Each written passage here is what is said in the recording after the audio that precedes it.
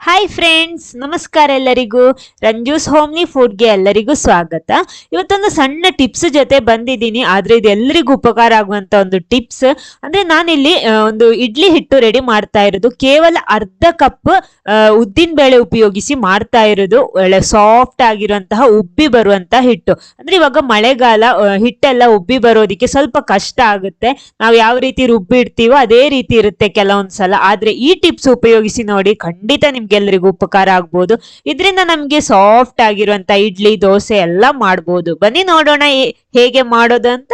ಆಮೇಲೆ ನೀವು first time ಈ ಚಾನಲ್ ನೋಡ್ತಿದ್ರೆ ಚಾನಲ್ ಸಬ್ಸ್ಕ್ರೈಬ್ ಮಾಡಿ ಸಪೋರ್ಟ್ ಮಾಡಿ. ಅದರ ಪಕ್ಕದಲ್ಲಿರುವ ಬೆಲ್ ಐಕನ್ ಪ್ರೆಸ್ ಮಾಡಿ, ಅದರಲ್ಲಿ ಬರೋ ಆಲ್ ಆಪ್ಷನ್ಗೂ ಕ್ಲಿಕ್ ಮಾಡಿ.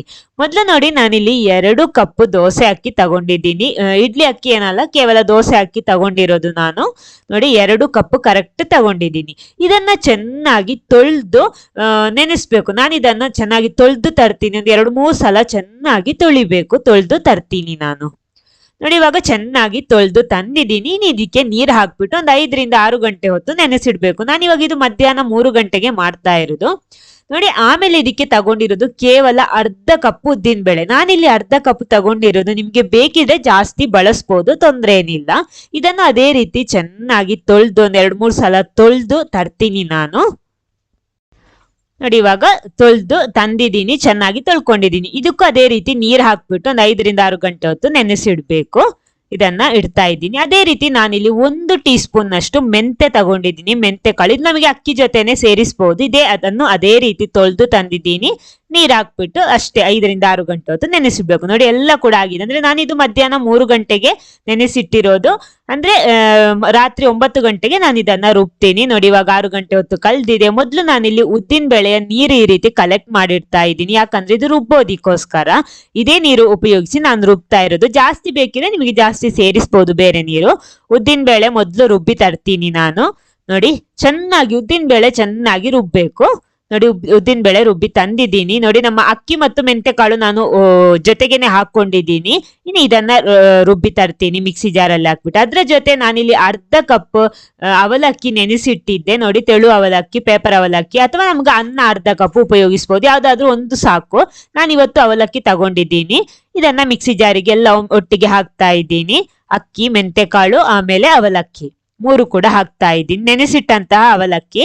ಇನ್ನು ಇದಕ್ಕೆ ನೋಡಿ, ನಾವು ಉದ್ದಿನ ಬೇಳೆ ನೆನೆಸಿಟ್ಟ ನೀರ್ ಇದೆಯಲ್ಲ, ಅದನ್ನೇ ಹಾಕಿ ರುಬ್ತಾ ಇದ್ದೀನಿ. ಜಾಸ್ತಿ ಬೇಕಿದ್ರೆ ಬೇರೆ ನೀರು ಸೇರಿಸಬಹುದು.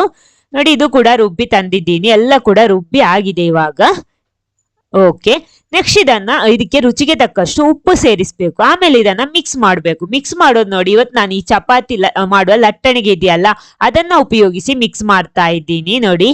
ನೋಡಿ ಇದರಲ್ಲಿ ನಮಗೆ ಕರೆಕ್ಟ್ ಆಗಿ ಮಿಕ್ಸ್ ಮಾಡೋದಿಕ್ಕಾಗುತ್ತೆ. ಅಥವಾ ನಿಮಗೆ ಕೈಯಲ್ಲಿ ಬೇಕಿದ್ರೆ ಕೈಯಲ್ಲಿ ಮಿಕ್ಸ್ ಮಾಡಬಹುದು. ಒಂದು 5ರಿಂದ 10 ನಿಮಿಷ ಚೆನ್ನಾಗಿ ಈ ರೀತಿ ಮಿಕ್ಸ್ ಮಾಡಬೇಕು. ಕೈಯಲ್ಲಿ ಯಾವ ರೀತಿ ಮಿಕ್ಸ್ ಮಾಡ್ತೀವೋ ಅದೇ ರೀತಿ ಇದ್ರಲ್ಲಿ ಮಿಕ್ಸ್ ಮಾಡಿದ್ರೆ ಬರುತ್ತೆ. ಇನ್ನಿದನ್ನ ಮುಚ್ಚಿಡ್ತಾ ಇದ್ದೀನಿ. ನೆಕ್ಸ್ಟ್ ನೋಡಿ, ನಾವು ಉಪಯೋಗಿಸುವಂತ ಟಿಪ್ಸ್ ನೋಡಿ. ನಾನೊಂದು ಇಲ್ಲಿ ಕುಕ್ಕರ್ ತಗೊಂಡಿದ್ದೀನಿ. ಅದಕ್ಕೆ ನಾನು ಬಿಸಿ ನೀರು ಹಾಕ್ತಾ ಇದ್ದೀನಿ. ಬಿಸಿ ನೀರು ಅಂದ್ರೆ ನೋಡಿ, ನಮ್ಗೆ ಕೈ ಹಾಕ್ಲಿಕ್ಕೆ ಆಗ್ಬೇಕು, ಆ ರೀತಿ ಇರ್ಬೇಕು. ಅಂದ್ರೆ ಬಿಸಿಯಾಗಿ ಇರ್ಬೇಕು. ನೋಡಿ ಕೈ ಈ ರೀತಿ ಹಾಕೋದಿಕ್ಕೆ ಆಗ್ಬೇಕು. ಅದ್ರ ಮೇಲ್ಗಡೆ ನಾನಿಲ್ಲಿ ನಮ್ಮ ಹಿಟ್ಟು ಇಡ್ತಾ ಇದ್ದೀನಿ. ನಾನಿಲ್ಲಿ ಕುಕ್ಕರ್ ತಗೊಂಡಿದ್ದೀನಿ, ಅಥವಾ ದೊಡ್ಡ ಪಾತ್ರೆಯನ್ನು ತಗೋಬಹುದು. ಅದ್ರ ಗ್ಯಾಸ್ಕೆಟ್ ಎಲ್ಲ ತೆಗ್ದ್ಬಿಟ್ಟು ಇದರ ಮುಚ್ಚಳ ಮುಚ್ಚಿ ಇಡ್ತಾ ಇದ್ದೀನಿ. ರಾತ್ರಿ ಇಡೀ ಇಟ್ಟಿದ್ದೀನಿ. ಇವಾಗ 9 ಗಂಟೆ ಆಗಿದೆ. ನೋಡಿ 9 ಗಂಟೆ ಹೊತ್ತು ಕಳೆದಿದೆ. ಇವಾಗ ತೆಗಿತಾ ಇದ್ದೀನಿ. ಅಂದ್ರೆ ಬೆಳಿಗ್ಗೆ ನಾನು ಇದನ್ನ ತೆಗಿತಾ ಇರೋದು. ನೋಡಿ ನಮ್ಮ ಹಿಟ್ಟು ಯಾವ ರೀತಿ ಇದೆ ಅಂತ ನಾನು ನಿಮ್ಗೆ ತೋರಿಸ್ತೀನಿ. ನೋಡಿ ಯಾವ ರೀತಿ ಇದೆ ಅಂತ ನೋಡೋಣ. ಓಪನ್ ಮಾಡೋಣ. ನೋಡಿ ಎಷ್ಟು ಚೆನ್ನಾಗಿ ಉಬ್ಬಿ ಬಂದಿದೆ. ಕರೆಕ್ಟ್ ಆಗಿ ಹಿಟ್ಟು ಫರ್ಮೆಂಟ್ ಆಗಿದೆ. ನೋಡಿ ಈ ರೀತಿ ಆಗಿದೆ. ಅಂದ್ರೆ ಕೇವಲ ಅರ್ಧ ಕಪ್ ಉದ್ದಿನ ಬೇಳೆ ಬಳಸಿ ಕೂಡ ನೋಡಿ ಎಷ್ಟು ಚೆನ್ನಾಗಿ ಉಬ್ಬಿ ಬಂದಿದೆ ಅಂತ.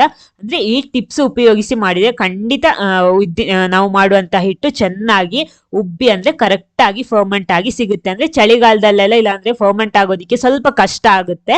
ಈ ರೀತಿ ಮಾಡಿದ್ರೆ ಸಾಕು. ಕುಕ್ಕರೇ ಆಗ್ಬೇಕಂತೇನಿಲ್ಲ. ಸ್ವಲ್ಪ ತಳಭಾಗ ಗಟ್ಟಿಯಾಗಿರುವಂತಹ ಪಾತ್ರೆ ಯಾವುದು ಆಗ್ಬಹುದು. ಕರೆಕ್ಟ್ ಆಗಿ ಕ್ಲೋಸ್ ಮಾಡ್ಬಿಟ್ರೆ ಸಾಕು. ನೋಡಿ ಎಷ್ಟೊಂದು ಚೆನ್ನಾಗಿ ಉಬ್ಬಿ ಬಂದಿದೆ. ಅದರಲ್ಲಿ ಇಡ್ಲಿ, ದೋಸೆ ಯಾವುದು ಮಾಡಿದ್ರು ಕೂಡ ಚೆನ್ನಾಗಿ ಬರ್ಬೋದು. ಸಾಫ್ಟ್ ಆಗಿ ಬರ್ಬೋದು, ಮೃದುವಾಗಿಯೇ ಬರ್ಬೋದು. ನಾನಿವತ್ತು ನಿಮ್ಗೆ ಇಡ್ಲಿ ಮಾಡಿ ತೋರಿಸ್ತೀನಿ ಯಾವ ರೀತಿ ಇದೆ ಅಂತ. ನೋಡಿ ಇಡ್ಲಿ ಪಾತ್ರೆ ಬಿಸಿ ಮಾಡೋದಿಕ್ಕೆ ಇಟ್ಟಿದ್ದೇನೆ. ನೀರು ಬಿಸಿ ಆಗಿದೆ. ಇವಾಗ ನೀರಿಟ್ಟಿದ್ದೆ ಬಿಸಿ ಮಾಡೋದಿಕ್ಕೆ. ಅದರಲ್ಲಿ ಇಡ್ಲಿ ತಟ್ಟೆ ಸೆಟ್ ಮಾಡ್ತಾ ಇದ್ದೀನಿ. ಅದಕ್ಕೆ ಸ್ವಲ್ಪ ಎಣ್ಣೆ ಕೂಡ ಸ್ಪ್ರೆಡ್ ಮಾಡ್ತಾ ಇದ್ದೀನಿ. ಆಗ ಅದನ್ನ ಎಬ್ಬಿಸೋದಿಕ್ಕೆ ತುಂಬಾ ಸುಲಭ ಆಗುತ್ತೆ. ನೋಡಿ ಈ ರೀತಿ 2 ತಟ್ಟೆಗೆ ಕೂಡ ಫುಲ್ ಆಗಿ ಎಣ್ಣೆ ಸ್ಪ್ರೆಡ್ ಮಾಡ್ತಾ ಇದ್ದೀನಿ. ಇನ್ನು ನಾನು ಇದರಲ್ಲಿ ಹಿಟ್ಟು ಹಾಕ್ಬಿಟ್ಟು ಬೇಯಿಸ್ಬೇಕು. ಸ್ವಲ್ಪ ಸ್ವಲ್ಪ ಹಿಟ್ಟು ಹಾಕ್ಬಿಟ್ಟು ಈ ರೀತಿ ಮಾಡ್ತಾ ಇದ್ದೀನಿ. ಇಡ್ಲಿ ಮಾಡಿದ್ರೆ ಆಯ್ತು.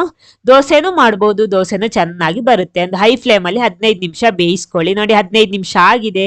ನೋಡಿ ಸಾಫ್ಟ್ ಆಗಿರುವಂತ ಉಬ್ಬಿ ಬಂದಿರುವಂತ ಇಡ್ಲಿ ಇಲ್ಲಿ ರೆಡಿ ಆಗಿದೆ. ಯಾವ ರೀತಿ ಇದೆ ಅಂತ ನೋಡಿ. ನೋಡಿ ಇದನ್ನ ಎಣ್ಣೆ ಸ್ಪ್ರೆಡ್ ಮಾಡಿದ್ರೆ ತುಂಬಾ ಸುಲಭವಾಗಿ ಎಬ್ಬಿಸೋದಿಕ್ಕೂ ಆಗುತ್ತೆ. ನೋಡಿ ಎಷ್ಟೊಂದು ಸಾಫ್ಟ್ ಆಗಿದೆ ಅಂತ ನೋಡಿ.